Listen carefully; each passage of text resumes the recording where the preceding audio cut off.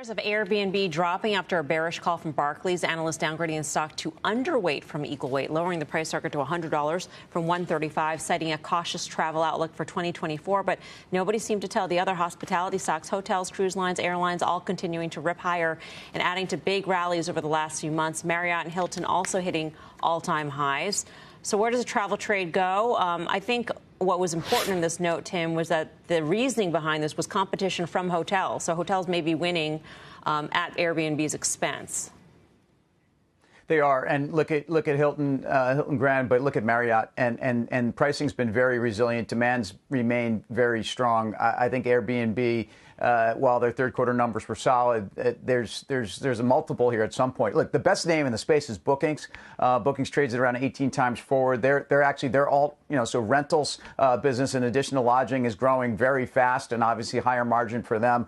They are the largest player in the world in terms of bookings per room per night, I would say by a significant margin. So airlines, I think, are getting a tailwind here, for what's going on in energy, because they didn't get credit on the reopening side and when their pricing was holding up. Prices are starting to come under some pressure, but again, I continue to like airlines here.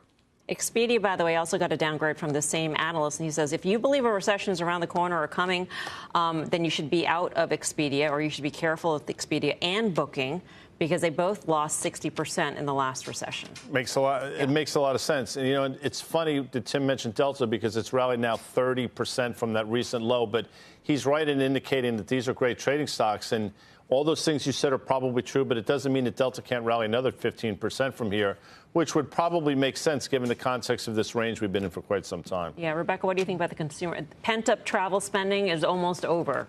Well, it was interesting. Bank of America had an analyst on your air this morning who was talking about what they're seeing from all their consumer data, and basically consumers moderating, but at the margin.